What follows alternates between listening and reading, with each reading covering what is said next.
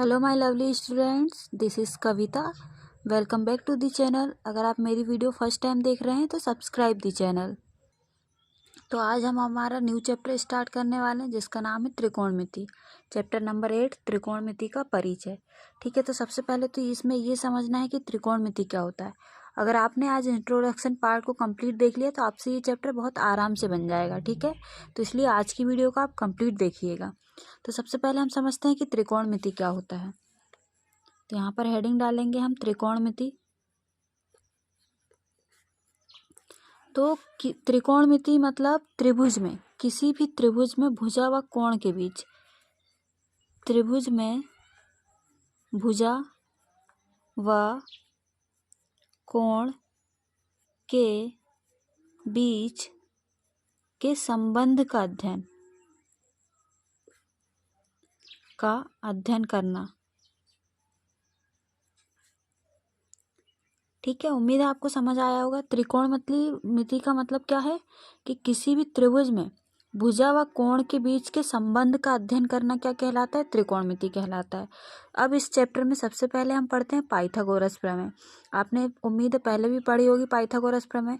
त्रिकोणमिति तो आप first time पढ़ने वाले हैं, लेकिन पाइथागोरस प्रमेय आपने पढ़ी होगी।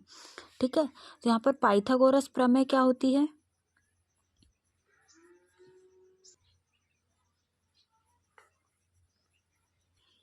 पाइथागोरस प्रमेय में 3 चीज़ें आती हैं। एक आता है कर्ण, एक आता है आधार और एक आता है लंब। ठीक है, तो देखिए जैसे कि यहाँ पर एक त्रिभुज ये है 90 डिग्री का, तो 90 के सामने वाली जो भुजा रहती है, 90 का कोण बन रहा है, 90 के सामने वाली भुजा हमेशा कर्ण होती है। ठीक है, और नीचे वाली जिस पर ये खड़ा हुआ ये हो जाएगी आधार, और जो खड़ी वाली लाइन होती है या खड़ी वाली जो भुजा होती है वो होती है आपकी लंब। ठीक है, तो यहाँ पर पाइथागोरस प्रमेय क्या हो जाती है? कर्ण का स्क्वायर बराबर लंब का स्क्वायर प्लस आधार का स्क्वायर, या आधार का स्क्वायर प्लस लंब का स्क्वायर। ठीक है, अब यहाँ पर दो त्रिभुज, यहाँ पर कोण से भुजाएं बदलती हैं। जैसे मैंने यहाँ पे माना ए, बी और सी, कोण ए लूंगी मैं, तो कर्ण तो आपका यही रहेगा। ठीक है, कर्ण आपका ये हो जाएगा। जब इसके लंब की बात होगी तो लंब हो जाएगा सामने वाला, जो बीसी भुजा रहेगी वो कोण ए के लिए लंब का काम करेगी, और जो ए बी भुजा है जिस पर ये कोण है 90 का कोण और कोण ए जिस पे बना रहा है वो आधार कहलाती है। तो कोण ए के लिए आधार क्या बनेगी? A B. ठीक है, उम्मीद है आपको समझ आया होगा। नहीं समझ आया तो आप थोड़ा सा धीरज रखिए, आपको समझ आ जाएगा। ठीक है, यहाँ तक आपने पढ़ लिया कि क्या होता है। अब हम पढ़ते हैं त्रिकोणमितीय अनुपात। त्रिकोणमितीय अनुपात, त्रिकोणमितीय अनुपात देखेंगे कि त्रिकोणमितीय अनुपात क्या होते हैं। जैसे यहाँ पे सबसे पहले आपको याद रखना लाल बटे कक्का, लाल बटे कक्का। तो यहाँ पे सबसे पहला आता है साइन थीटा। साइन थीटा तो एल अपॉन के हो जाता है, लंब बटे कर्ण। ठीक है, ऐसे ही आपका सेकंड वाला हो जाएगा कोस थीटा। कोस थीटा हो जाता है ए अपॉन के, आधार बटे कर्ण, आधार बटे कर्ण। लास्ट वाला आपका क्या हो जाएगा? Tan theta. टेन थीटा हो जाता है एल अपॉन ए, लंब बटे आधार, लंब बटे आधार। ठीक है, अब यहाँ पर साइन का उल्टा करते हैं तो कोसेक आता है, कोस का उल्टा करते हैं तो सेक आता है, और टेन का उल्टा करते हैं तो कोट आता है। ठीक है, ये लाल बटे कक्का आपको याद रखने के लिए ट्रिक है। इन सबको आप कैसे याद रखेंगे? लाल बटे कक्का से। ठीक है, तो मैं यहाँ पर कोसेक थीटा निकालूंगी तो क्या हो जाएगा? इसका उल्टा हो जाएगा के अपॉन एल, के अपॉन एल, तो ये हो जाएगा कर्ण बटे लंब। साइन का उल्टा हो जाएगा कोसेक, कोस का उल्टा हो जाएगा सेक थीटा, सेक का निकाल लेंगे के अपॉन ए, कर्ण बटे आधार। लास्ट आपका क्या आएगा? कोट थीटा, कोट के लिए निकाल लेंगे हम ए अपॉन एल, कोट थीटा ए अपॉन एल, लंब बटे आधार बटे लंब, है ना। तो ये आपके मान आ गए, ये आपको याद रखने अभी काम आएंगे। ठीक है, अब इसके हम रेसिप्रोकल पढ़ते हैं। जैसे कि साइन का उल्टा क्या होता है, कोसेक, मैंने अभी बताया। तो यहाँ पर त्रिकोणमितीय अनुपात में साइन का उल्टा होता है कोसेक, तो साइन थीटा बराबर हो जाता है 1/कोसेक थीटा। ठीक है, और यहीं से कोसेक थीटा का मान निकालूंगी तो क्या आएगा, 1/साइन थीटा। इसको इधर भेज दूंगी तो 1/साइन थीटा हो जाएगा। ठीक है, कॉस थीटा बराबर क्या हो जाता है, 1/सेक थीटा। और सेक थीटा निकालूंगी तो क्या होगा, सेक थीटा निकालूंगी तो हो जाएगा 1/कोस थीटा। इसी प्रकार से मैं यहाँ से टेन थीटा निकाल सकती हूँ। टेन थीटा होता है 1/कोट थीटा, और कोट थीटा क्या हो जाएगा, 1/टेन थीटा। ठीक है, उम्मीद है आपको ये समझ आया होगा। यदि मैं साइन थीटा का इंटू कोसेक थीटा से कर देती हूँ, यदि मैं साइन थीटा के साथ इंटू में कोसेक थीटा ले जाती हूँ, तो यहाँ से इक्वेशन क्या बनेगी, sine theta into cosec theta equal to 1। तो नेक्स्ट इक्वेशन आपकी क्या आती है, यहाँ पर क्या हो जाएगा, sine theta into cosec theta equal to 1। ठीक इसी प्रकार हो जाता है cos theta into sec theta equal to 1। Tan theta into cot theta equal to 1। ठीक है, दो फॉर्मूले और होते हैं यहाँ पे। टेन थीटा बराबर होता है sine theta upon cos theta, ये भी आपको याद रखना है। ठीक है, अब कोट थीटा इसी का उल्टा होता है, तो कोट क्या हो जाएगा, cos theta upon sine theta, cos theta upon sine theta. ये दो फॉर्मूले भी होते हैं अलग से, ये आपको याद रखना है।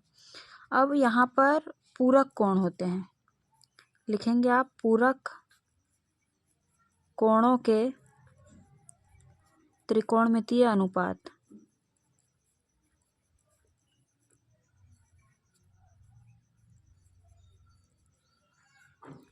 जैसे मैं यहाँ पर लिखती हूँ sine 90 minus theta. Sine 90 minus theta क्या होता है यहाँ पर, कोस थीटा। ये इक्वेशन हम कब सॉल्व करेंगे वो मैं आपको बाद में बताऊंगी, जब क्वेश्चन पढ़ेंगे हम तब आपको समझ आ जाएगा। अभी ओनली आप समझिए कि इस चैप्टर में हमें क्या क्या पढ़ना है। तो ये सारे आपके फॉर्मूले हैं जिन्हें आप अच्छे से याद कर सकते हैं, समझ सकते हैं। ठीक है, तो साइन 90 माइनस थीटा होता है कोस थीटा, और यहाँ से कॉस 90 माइनस थीटा क्या हो जाएगा, साइन थीटा। साइन हो गया, कोस हो गया, अब आता है टेन। तो टेन 90 माइनस थीटा क्या होता है, कोट थीटा। ठीक है, इसी का उल्टा मैं कर दूं कोट, तो कोट 90 माइनस थीटा क्या हो जाएगा, टेन थीटा। ठीक है, अब इनके उल्टे आएंगे कोसेक थीटा।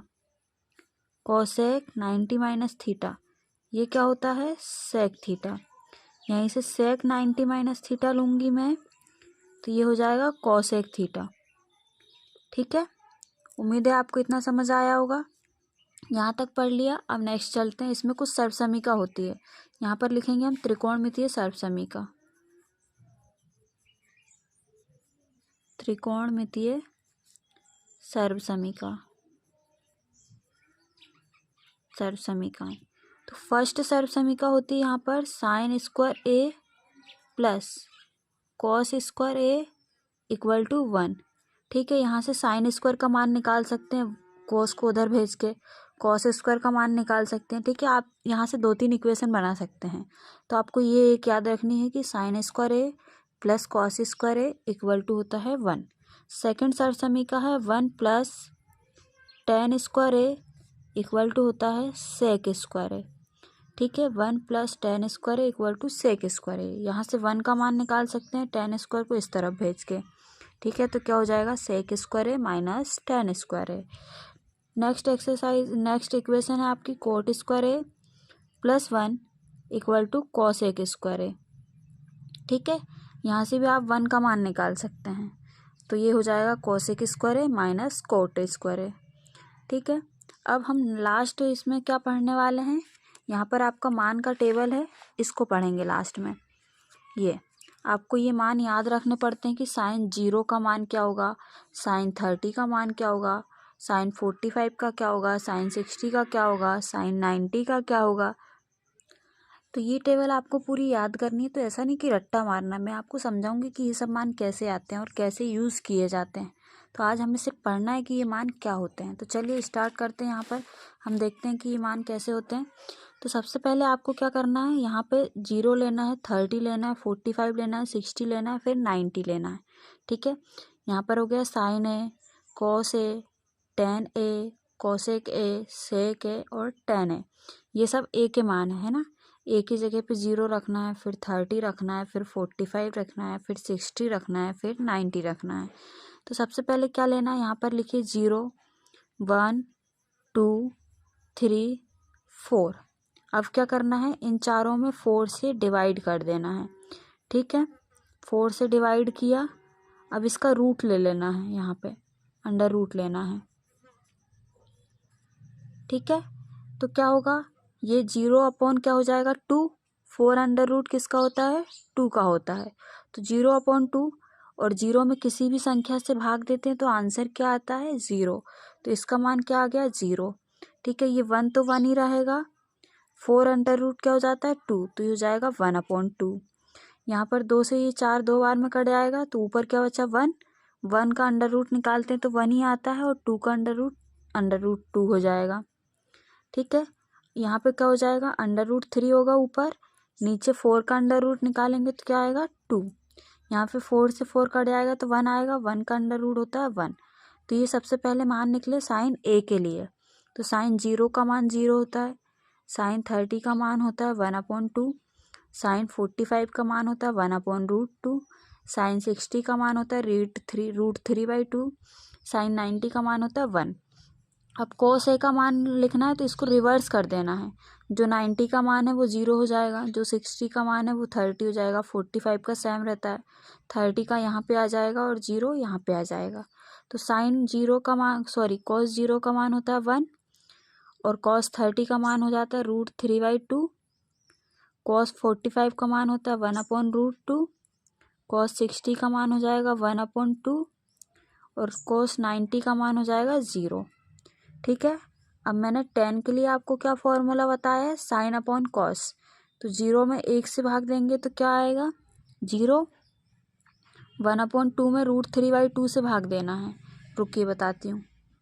यहाँ पर 1 अपॉन 2 में रूट 3/2 से भाग देना, तो क्या हो जाएगा 1 अपॉन 2 इंटू, ये पलट जाएगा ऊपर जाके तो 2/√3।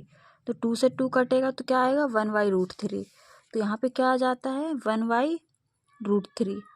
ये इसके बटे में ये आएगा तो सेम है, तो यहाँ पे क्या आ जाएगा 1। फिर रूट 3/2 अपॉन करेंगे 1/√2, 1/2। तो 2 से 2 कट जाएगा, आंसर क्या आएगा √3। 1 में 0 से भाग देना है। किसी भी संख्या में जब 0 से भाग देते हैं तो क्या आता है, अनंत आता है, जिसका कोई हल नहीं रहता, अपरिभाषित। ठीक है, तो इस पे क्या आ जाएगा, अनंत आ जाएगा। 1 में 0 से भाग दिया तो अनंत आ गया। ठीक है, अब कोसेक ए निकालना है तो इसका उल्टा, साइन का उल्टा कोसेक होता है। तो 0/1 है तो 1/0 हो जाएगा यहाँ पे। तो ये क्या आ जाएगा इन्फिनेटिव।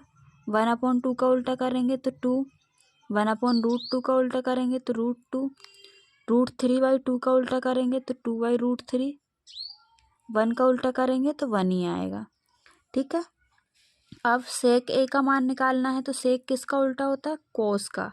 तो ये 1 का 1 ही आ जाएगा, रूट 3/2 का हो जाएगा 2/√3, 1/√2 का। यहाँ पे 1 अपॉन √2 का उल्टा करेंगे तो क्या आएगा √2 आ जाएगा। यहाँ पर 1 अपॉन 2 का उल्टा करेंगे तो 2 आ जाएगा। यहाँ पर 0/1 है ना, तो 0/1 है तो 1/0 होगा उल्टा करने पे, मतलब 1 में 0 से भाग देंगे तो क्या आ जाएगा इन्फिनेटिव आ जाएगा। ठीक इसी प्रकार 10 का उल्टा क्या होता है, कोट। यहाँ पर 0/1 है तो 1 ऊपर लेके जाएंगे तो 1/0 हो जाएगा, तो यहाँ पे भी आ जाएगा इन्फिनेटिव।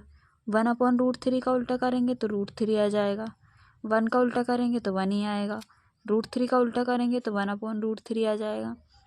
इन्फिनेटिव का मतलब क्या था यहाँ पर कि 1/0 है तो ये पलट के 0/1 आएगा, मतलब 0 आ जाएगा।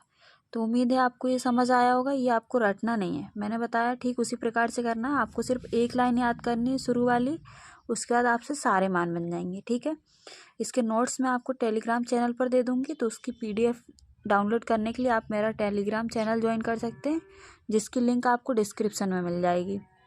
ठीक है बच्चों, इसी प्रकार आप आगे पढ़ने के लिए इस चैनल को सब्सक्राइब कर सकते हैं। तो ठीक है, आज हमारा इतना पढ़ते हैं, हम नेक्स्ट क्लास नेक्स्ट दिन देखेंगे हम। ठीक है, आज के लिए इतना ही। Thank you.